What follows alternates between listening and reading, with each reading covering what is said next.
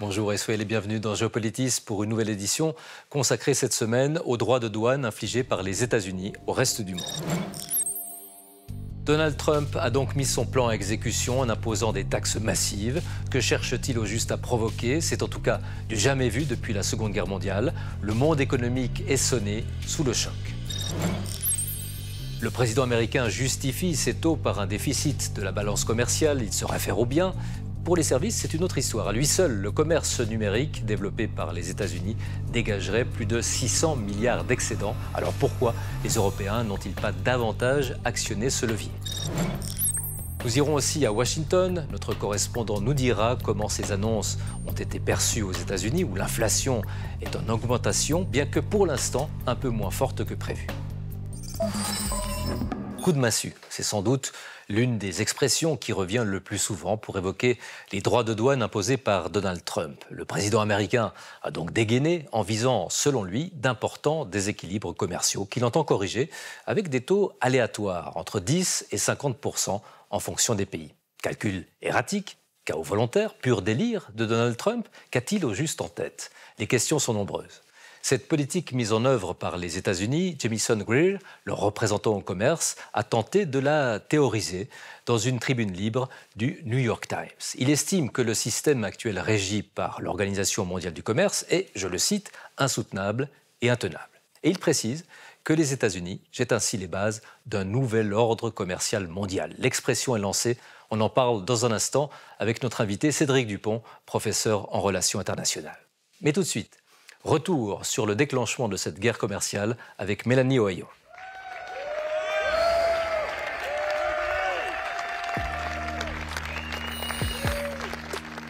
Chers Américains, c'est le jour de la libération, attendu depuis longtemps. Des dirigeants étrangers ont volé nos emplois, des fraudeurs étrangers ont saccagé nos usines et des pilleurs étrangers ont déchiré notre rêve américain, autrefois si beau. La guerre commerciale est déclarée. Dans les jardins de la Maison-Blanche, Donald Trump détaille en avril une première série de droits de douane avec un certain sens de la mise en scène. Oh, regardez le Cambodge, 97%. Nous allons le réduire à 49%. Ils se sont fait une fortune avec les États-Unis. Dans une démonstration dont on peine à comprendre les calculs, il entend résorber le déficit commercial américain pour le seul flux des marchandises. Face à l'Union européenne, son premier partenaire, le déficit s'élève à près de 230 milliards de dollars l'an dernier. 62 face au Canada, 172 face au Mexique, 296 face à la Chine. Certains pays entrent dans le jeu du deal. Côté européen, un accord débouche au final sur une taxe de 15% sur tous les produits exportés aux États-Unis. C'est un grand accord, un vaste accord.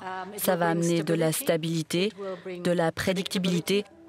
L'accord fait beaucoup réagir en France, notamment la filière des vins et spiritueux qui espérait une exemption.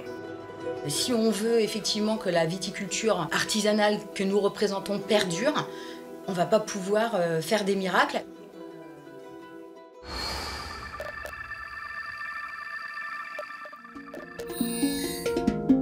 Dans cette ferme piscicole le long du Rio Grande, les taxes américaines étranglent déjà tout un secteur.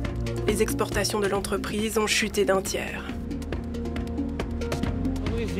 Il n'existe aucun pays de la taille des États-Unis avec le niveau de consommation des États-Unis. Le Brésil s'est vu infliger 50% de taxes, sanctionné par Donald Trump pour avoir engagé des poursuites judiciaires contre l'ancien président Jair Bolsonaro. Sanctionné, tout comme l'Inde, pour ses achats de pétrole russe. La Suisse, elle, écope du taux le plus haut d'Europe, 39%. Le scénario d'horreur s'est malheureusement réalisé. Ça veut dire que le marché américain est de plus ou moins clos et ça veut aussi dire que des dizaines de milliers de postes de travail qui sont mis en péril.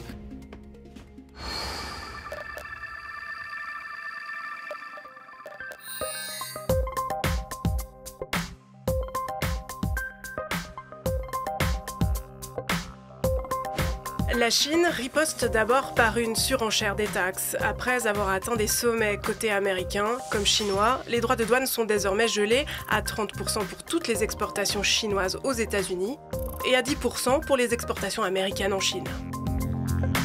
Mais Trump vient de brandir la menace d'une surtaxe de 200% si la Chine ne fournit pas plus rapidement aux États-Unis des aimants en terres rares, indispensables au secteur électronique ou de l'armement. Face au protectionnisme américain, le président chinois se pose en grand défenseur d'un commerce sans entrave. Il l'a encore rappelé lors de la dernière visite du président Lula à Pékin. En tant qu'important représentant du Sud, la Chine et le Brésil sont tous deux convaincus que les guerres tarifaires et commerciales ne font pas de gagnants. Une guerre des tarifs qui permet à la Chine de s'afficher comme partenaire stable pour le reste du monde. Cédric Dupont, bonjour et bienvenue à Géopolitis. Vous êtes professeur en relations internationales à l'IHEID, l'Institut de hautes études internationales et du développement. Alors, ces taxes ont évidemment provoqué une onde de choc, mais qu'est-ce qui se cache derrière finalement? C'est ce que nous allons voir aussi dans cette émission. Comment comprendre ce qui est en train de se passer? On assiste là à une pulvérisation d'un système pour en mettre en place un nouveau, par la force, par le chaos volontaire? Il est très difficile de savoir exactement ce qui se passe. Je pense que la raison première, c'est que Donald Trump est persuadé que les autres pays ont abusé de la générosité des Américains ou des consommateurs américains. Il est excédé par le déficit commercial que les Américains ont eu dans le commerce de marchandises, de produits industriels, et il veut, à des fins électoralistes, essayer d'y remédier. Est-ce qu'il a un plan plus grand, comme son secrétaire au commerce l'a écrit récemment? Peut-être, mais ça, c'est peut-être un peu plus difficile à discerner. Ce plan, ce serait d'arriver à un système qui est plus basé sur la réciprocité, sur la recherche de la sécurité économique et géopolitique des États, plutôt qu'un ensemble de règles multilatérales qui couvriraient, si vous voulez, l'ensemble du monde et qui servirait une croissance économique globale. Voilà, la fameuse phrase de Jamison Greer, le nouvel ordre commercial mondial. Alors ça, c'est pour la forme, je dirais, parce que derrière cela, il y a aussi toute une stratégie politique, vous l'avez un peu évoqué. Qu'est-ce qui se cache? Qu'a-t-il en tête, Donald Trump? S'il a quelque chose en tête, je pense qu'il est persuadé que les États-Unis doivent se réindustrialiser. Son doctorat de base est vraiment issu de ce milieu un petit peu, si vous voulez, des cols bleus, des gens qui ont travaillé dans l'industrie assez lourde ou l'automobile, etc., et qui, effectivement, ont perdu des emplois. Mais les emplois ont été perdus à cause du progrès technologique. Mais pour lui, ces emplois ont été perdus parce qu'il y a une concurrence déloyale qui est faite des pays, notamment de la Chine, du Japon, des Européens. Donc, il veut ramener ces emplois qui sont chers à son électorat, si vous voulez, de base, aux États-Unis. Et donc, ça, c'est un peu son plan politique. Et s'il pense qu'il est réussi à les ramener à ce moment-là, lui et le Parti républicain sont assurés de gagner les prochaines élections, mais aussi, au Congrès, mais aussi les élections présidentielles dans 4 ans. Donald Trump justifie cette imposition des taxes par un déficit commercial. Et vous l'avez dit, il dit que c'est injuste, évidemment. Il taxe selon ses humeurs. On a l'impression que c'est vraiment des calculs complètement farfelus. Certains parlent de racket organisée. Oui, alors le taux qu'il impose est farfelu. Ceci dit, la logique de qui sont ciblés est assez claire. C'est-à-dire que c'est tous ceux qui ont un déficit commercial important ou qu'ils soupçonnent de manipuler leur monnaie sont, si vous voulez, très haut dans le radar. Et en fait, des économistes l'avaient averti dès son élection en novembre quels étaient les pays qui seraient dans la cible. La Suisse en faisait partie, notamment, mais la Corée du Sud, le Japon, l'Union européenne, la Chine. Donc il y a quand même, sur ceux qui sont visés, il y a quand même une certaine logique. Sur le taux qui est utilisé, là, c'est assez difficile à les comprendre. C'est ça, c'est excessif. Par exemple, pour le cas de la Suisse, 39%. Comment le justifier? Il avait commencé en avril avec 61% qu'il a divisé en deux, un prix d'amis, disons. Et puis là, il est arrivé à 39%. La seule explication possible qu'on pourrait rationaliser, c'est que la Suisse a 39 milliards, grosso modo, d'excédents dans le produit des marchandises, dans le commerce des marchandises. Et donc, pour lui, 39 milliards de déficit, 39%. C'est une hypothèse comme une autre. Il y a encore quand même la Chine qui résiste, notamment, parce que d'autres pays résistent encore un peu. C'est la seule vraiment à tenir tête, comme ça, à pouvoir tenir tête à Donald Trump? C'est la seule qui a trouvé ce qui lui faisait mal. C'est-à-dire qu'ils ont tout de suite, après le fameux jour de la libération, ils ont dit que, puisque c'est comme ça, nous, on va mettre des restrictions aux exportations. d'exportation dont les États-Unis ont énormément besoin, notamment par rapport à ces aimants et les terres rares. Et ça veut dire que ça paralyse certaines chaînes de production. Donc eux, en fait, au lieu de jouer le jeu de on va vous taxer quand vous importez chez nous, on va vous empêcher d'acheter. Et là, tout de suite, Trump s'est rendu compte qu'il avait en face quelqu'un qui pouvait lui ramener, il envoie un uppercut, eux, ils peuvent en envoyer un autre. Et aucun autre pays n'a pu faire ça ou n'a voulu faire ça jusqu'à maintenant. Mais rapidement, Trump, en taxant par exemple l'Inde à coût de 50%, il jette New Delhi dans les bras de Pékin. Il risque de le faire. Les Indiens sont probablement suffisamment prudents pour se dire est-ce que finalement, entre le marteau et l'enclume, entre les États-Unis et la Chine, ils préfèrent un petit peu faire un peu un système d'arbitrage. Ils vont essayer, comme les Brésiliens, d'essayer d'avoir des partenaires, pas une dépendance sur un seul partenaire, parce qu'ils ne veulent pas changer la dépendance pour les États-Unis avec une dépendance sur la Chine. Mais c'est clair que Trump met à la poubelle toute une politique géopolitique de sécurité en Asie du Sud-Est, en traitant l'Inde de cette manière-là, qui était quand même un de ses partenaires avec lequel ils ont développé dans les 20 dernières années une manière de contrer la Chine sur l'espace asiatique. Alors quand Donald Trump évoque le déficit de la balance commerciale, il se réfère aux biens et non aux services, car le commerce numérique, par exemple, rapporte des centaines de milliards à l'économie américaine. On va le voir avec Rachel Huby. On les appelle les GAFAM, pour Google, Apple, Facebook, Amazon et Microsoft. Ces géants du web sont une énorme manne financière pour les États-Unis. Chaque année, le commerce numérique dégagerait plus de 600 milliards de dollars d'excédent pour le pays. Avec ses 450 millions d'habitants, l'Europe est un marché clé pour le secteur. En 2024, elle a acheté pour plus de 482 milliards d'euros de services aux États-Unis, dont la grande majorité dans le numérique. En face, les Américains n'ont acheté que pour 334 milliards d'euros. Résultat, un déficit européen de 148 milliards. On ne corrige pas des déséquilibres commerciaux en mettant des tarifs. Surtout d'ailleurs quand les déséquilibres ne prennent pas en compte les services numériques, pour ne citer qu'eux ou d'autres. Réseaux sociaux, récolte de données et publicité en ligne, ces services, l'Union européenne avait menacé de les taxer en avril dernier. On va attaquer aussi les services. C'est quoi les services exactement ? Les services, c'est par exemple les services numériques qui aujourd'hui ne sont pas taxés et qui pourraient l'être. Google, je pense, les GAFAM, tout les ça. GAFAM, par exemple. Une taxe GAFAM déjà en vigueur dans plusieurs pays, dont la France, l'Autriche, l'Italie et le Royaume-Uni, et qui rapporte gros. En France, une taxe de 3% sur les multinationales du numérique a vu ses recettes tripler en 6 ans pour atteindre 756 millions d'euros en 2024. De son côté, Londres encaisse environ 950 millions d'euros par an. Le Canada, lui, espérait toucher près de 750 millions d'euros à partir de cet été, mais il a finalement renoncé sous la pression de Washington. Le Canada a taxé certaines de nos entreprises. Aujourd'hui, ils ont visé nos entreprises technologiques en essayant de copier l'Europe. Ça ne va pas bien se passer pour l'Europe, et ça ne se passera pas bien pour le Canada.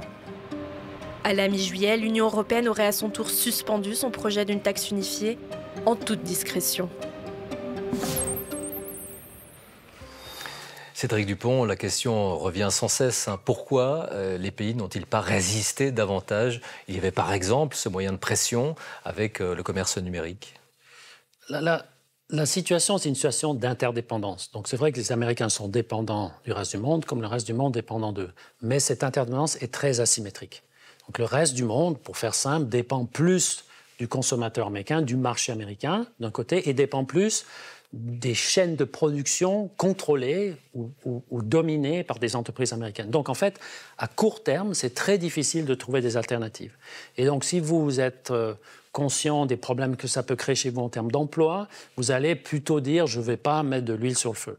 Les seuls qui peuvent vraiment résister jusqu'à maintenant, qui ont voulu le faire, c'est les Chinois, parce que ce sont eux qui sont le moins dépendants, à la fois en termes de débouchés et en termes de chaîne de production globale, juste derrière l'Union européenne. Alors la seule question qu'on peut poser, pourquoi l'Union européenne ne l'a-t-elle pas fait ? Pour tous les autres États, c'est très difficile. Mais tout de même, il y avait des moyens, peut-être, des mesures de rétorsion. Vous nous taxez à coût de 39%, alors nous aussi, on va le faire. Oui, mais alors, pour le cas de la Suisse, ça n'aura aucun effet. puisque c'est 1% des importations. Donc, ce qu'il faut voir, c'est que si vous exportez très peu vers un pays, ce pays peut mettre des droits de douane à 1000%. Pour les Américains, ils verront absolument rien. Ça leur fera pas mal du tout. Ça, c'est la symétrie de taille. La seule question, en fait, qui pourrait rester ouverte, c'est dans le domaine des services numériques, parce que Trump ne le mentionne pas, mais dans ce domaine-là, les États-Unis sont quasi en surplus avec quasi la totalité du monde. Et donc là, eux pourraient être fragiles à ça. Mais si vous touchez à ça, vous allez toucher au respect des droits de propriété intellectuelle. Et là, on ouvre une grande boîte de Pandore et jusqu'à maintenant, personne n'a vraiment voulu le faire. Certains en appellent au boycott des produits américains. Est-ce que vous y croyez? C'est comme tous les boycotts. Je veux dire, vous et moi peuvent le faire, mais pour que ça fasse mal, il faudrait que ce soit généralisé et que les gens le suivent. Et si les différences de prix sont colossales, ou dans le service numérique, quelles sont les alternatives? Est-ce que vous avez une alternative aux grandes plateformes américaines quand vous voyagez, quand vous faites vos réservations d'hôtel? La réponse souvent est non. Et à ce moment-là, c'est bien de boycotter, mais ça veut dire que ça amène un changement de comportement fondamental des consommateurs qui, comme on le sait, ne se passe jamais du jour au lendemain. Depuis l'introduction de ces droits de douane, les réactions sont nombreuses, contrastées aussi aux États-Unis. Donald Trump est déterminé à poursuivre cette politique protectionniste. Alors, quel premier bilan peut-on en tirer sur place? On part pour Washington, retrouver notre correspondant Tristan Desserre. Selon le président américain, c'est un triomphe. Le Trésor engrange des centaines de milliards de dollars de taxes supplémentaires. Qui paye ces taxes? Pour le moment, les entreprises importatrices ont écoulé leurs stocks et ont tenté d'absorber la majeure partie des coûts pour ne pas augmenter les prix trop rapidement. Mais comme dit l'adage, ce n'est pas la vache qui paye la taxe sur le lait. Et selon la plupart des économistes, c'est le consommateur américain qui, à long terme, finira par payer la majeure partie de ses droits de douane. La croissance économique est-elle menacée ?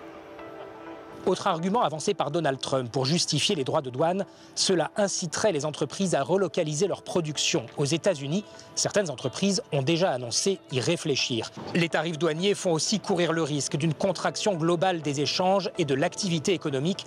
Toute la question réside donc dans la capacité du système économique à s'adapter à cette nouvelle réalité.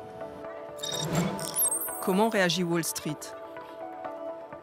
Après avoir fait du yo-yo lors de la confusion des premières annonces, la bourse s'est adaptée, les pertes ont été rattrapées et Wall Street bat de nouveau des records. Même si les milieux économiques restent globalement opposés au principe des tarifs douaniers, les marchés financiers semblent confiants dans la force de l'économie américaine.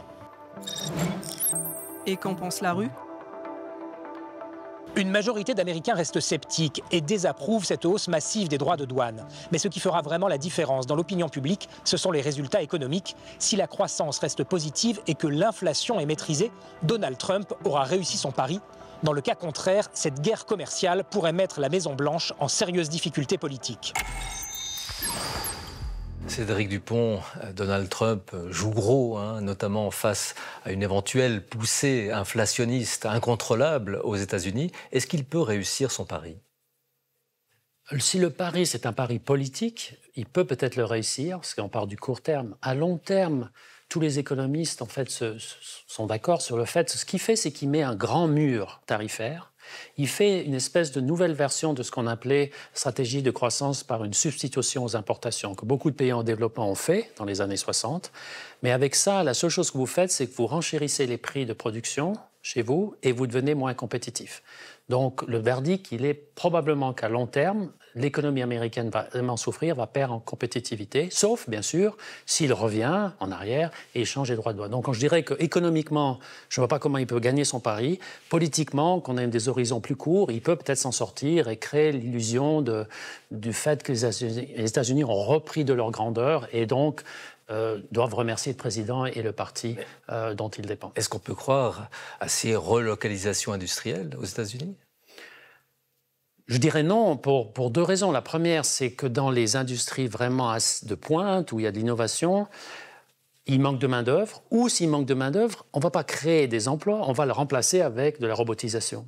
Et puis, si vous êtes un investisseur, si vous voyez tellement d'incertitude dans la réglementation interne qui peut changer du jour au lendemain, est-ce que vous allez vraiment vouloir investir des milliards de dollars dans ce pays qui devient un peu plus incertain? Probablement que non. Ces promesses aussi d'investissement de certains pays, est-ce que là aussi, vous pensez que c'est du vent?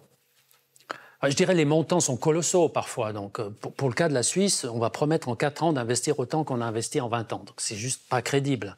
Et puis, ce sont dans la plupart des pays, à part peut-être au Japon, en Corée du Sud, parce qu'ils ont des agences publiques qui peuvent investir de l'argent, qui d'ailleurs aideraient de leur entreprise à se localiser aux États-Unis. Pour le cas de la Suisse, l'Union européenne, c'est une décision d'investisseurs privés. Donc le Conseil fédéral en Suisse ou la Commission européenne peuvent inciter leurs industries à aller aux États-Unis pour pouvoir contourner les barrières tarifaires, mais elles ne peuvent pas les forcer.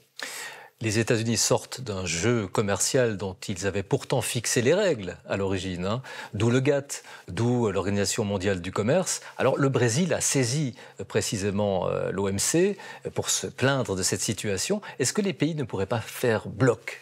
Oui, ils pourraient. Le problème, c'est que les États-Unis ne seront jamais sanctionnés légalement puisque l'organe d'appel auquel ils feraient recours est bloqué. Donc, si vous voulez, c'est symboliquement... Bloqués par eux-mêmes. Par eux-mêmes et par d'autres, pas qu'eux-mêmes.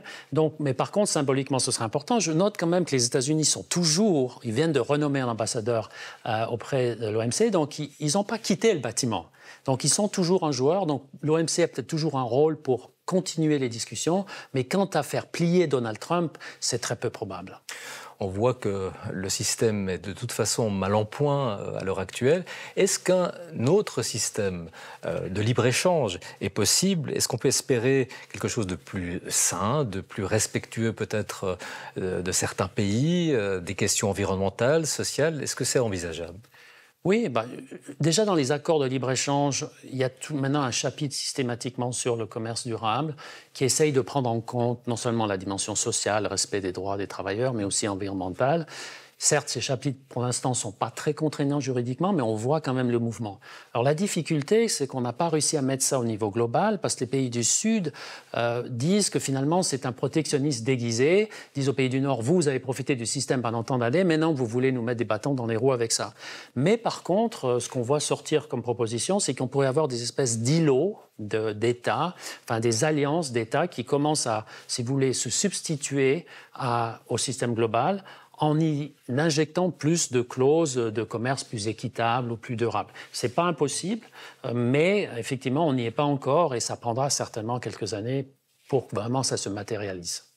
Merci. Merci beaucoup, Cédric Dupont. Merci. Plaisir, merci. On l'a dit, l'Organisation mondiale du commerce, basée à Genève, est aujourd'hui encore un peu plus fragilisée. Mais la crise que traverse l'institution n'est pas nouvelle. Les États-Unis s'en prennent depuis plusieurs années, pendant le premier mandat de Donald Trump et même un peu avant, à un système qu'ils avaient appelé pourtant à l'origine de leurs vœux. Voici quelques reflets historiques.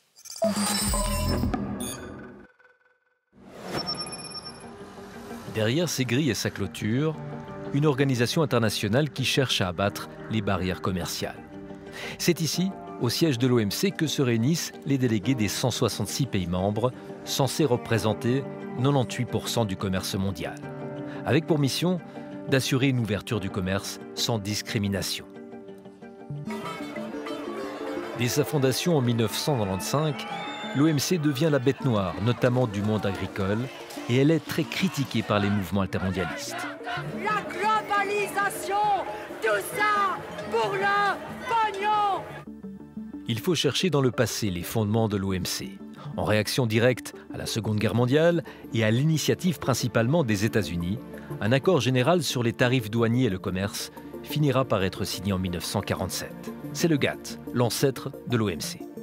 À l'ouverture de la 5e conférence tarifaire douanière du GATT à Genève, M. Wallen, conseiller fédéral, a élevé une mise en garde contre les tendances autarciques de certains blocs économiques, incompatibles avec celles d'une politique libérale favorisant les courants commerciaux entre tous les pays du monde. Fin du XXe siècle, le GATT n'est plus considéré comme adapté à la situation. Il est donc remplacé par l'OMC. Elle aura enfin les structures capables de régler efficacement les échanges internationaux comme on le souhaite depuis la Seconde Guerre mondiale. Mais l'organisation se retrouve rapidement engluée dans un processus de réforme, le cycle de Doha, qui piétinera et échouera. Le système se crispe, se grippe. Au fil du temps, les intérêts commerciaux deviennent plus divergents et les bras de fer plus violents. Ce sera 25% sur l'acier et 10% sur l'aluminium. Nous n'avons pas peur d'une guerre commerciale. Si quelqu'un la veut, nous nous battrons jusqu'au bout. Des litiges importants qui peuvent rester en suspens. L'organe d'appel de l'OMC, sa plus haute cour, étant paralysé depuis que les États-Unis empêchent le remplacement des juges qui y siègent. L'organe d'appel ne sera plus en mesure d'examiner les nouvelles décisions sur les différends.